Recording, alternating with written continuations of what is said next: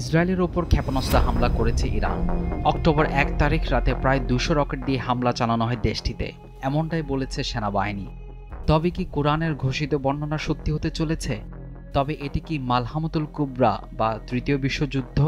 প্রশ্ন ওঠে, তাহলে কি আরেকটি মহাযুদ্ধের সামনে পৃথিবী? ইসরায়েলের পতন কি দেখছে বিশ্ব? আল্লাহ কুরআনে বলেন, আমি কিতাবের মাধ্যমে বনি ইসরায়েলকে জানিয়ে দিয়েছিলাম যে তোমরা অবশ্যই পৃথিবীর বুকে দুবার বিপর্যয় সৃষ্টি করবে আর অবশ্যই অত্যধিক গর্বে ফুলে উঠবে। অতঃপর যখন দুটির মধ্যে প্রথমটি সময় এসে উপস্থিত হলো, তখন আমি তোমাদের বিরুদ্ধে পাঠিয়ে দিলাম আমার বান্দাদেরকে, যারা ছিল যুদ্ধে অতি শক্তিশালী। তারা তোমাদের ঘরের কোনায় কোনায় ঢুকে পড়ল আর সতর্কবাণী পূর্ণ হলো। অতঃপর আমি তোমাদেরকে তাদের উপর বিজয় দান করলাম আর তোমাদেরকে ধন সম্পদ আর সন্তানাদি দিয়ে সাহায্য করলাম। তোমাদেরকে জনবলে বহুগুণ বাড়িয়ে দিলাম। তোমরা সৎ কাজ করলে সৎ কাজ নিজেদের জন্য করবে এবং মন্দ কাজ করলে তাও করবে নিজেদের জন্য। তারপর পরবর্তী নির্ধারিত সময় উপস্থিত হলে আমি আমার বান্দাদের পাঠালাম তোমাদের মুখমণ্ডল কালিমাচ্ছন্ন করার জন্য। প্রথমবার তারা যেভাবে মসজিদে প্রবেশ করেছিল আবার সেইভাবেই তাতে প্রবেশ করার জন্য, এবং তারা যা অধিকার করেছিল তা সম্পূর্ণভাবে ধ্বংস করার জন্য।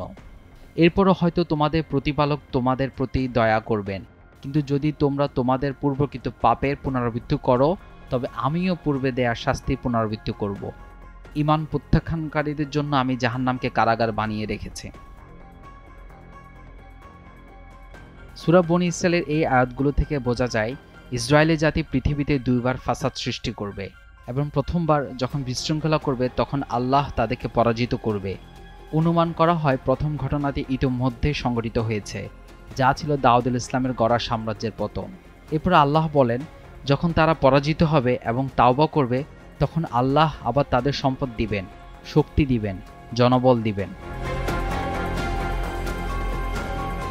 ইসরায়েলি সাম্রাজ্যের পতনের পর বর্তমানে ইসরায়েলিরা জ্ঞানে, বিজ্ঞানে, রাজনৈতিক, অর্থনৈতিক এবং মানব সম্পদে সবচেয়ে বেশি এগিয়ে রয়েছে। তবে তারা আবার ফাসাদ সৃষ্টি করছে, এবং আল্লাহ কোরআনে স্পষ্টভাবে উল্লেখ করেছেন দ্বিতীয়বার তাদেরকে শুধু পরাজিত করা হবে না, তাদেরকে লজ্জিতও করা হবে।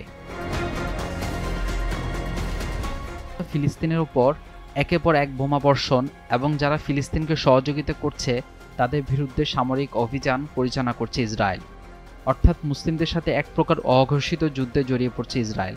হাদিসের বরাতে ঠিক এমনই সময় আগমন ঘটবে ইমাম মাহদীর, এবং এই যুদ্ধে ইমাম মাহদীর নেতৃত্বে মুসলিমরা জয়লাভ করবে। তবে সেই যুদ্ধ হবে প্রচণ্ড ভয়ানক যুদ্ধ। আব্দুল্লাহ ইবনে মাসউদ রাদিয়াল্লাহু আনহু থেকে বর্ণিত, কিয়ামতের আগে যে যুদ্ধ হবে তা এতটা ভয়াবহ হবে যা আগে কেউ দেখেনি। এমনকি আকাশে উঠতে থাকা পাখিও সেই যুদ্ধের প্রভাবে মরে ভূপতিত হবে। ইসরায়েলের পকেটে দুনিয়ার সবচেয়ে ক্ষমতাধর দেশগুলো থাকার পরও এই রাষ্ট্রটি অস্বাভাবিক রকম অস্থির আচরণ করছে। বিশেষ করে ইরানের হামলার প্রতিক্রিয়ায় ইসরায়েল গাজার মুসলমানদের একেবারে নিশ্চিহ্ন করে ফেলতে দানবের মতো যা করছে তা ইসরায়েল কর্তৃপক্ষের ভেতরকার নাজুক অবস্থা ও অস্থিরতাকে আমাদের সামনে স্পষ্ট করে দিচ্ছে। তাহলে কি ইসরায়েল নামক দানবের পতন অবশেষে শুরু? Ishtiaq Alam, Daily Sun.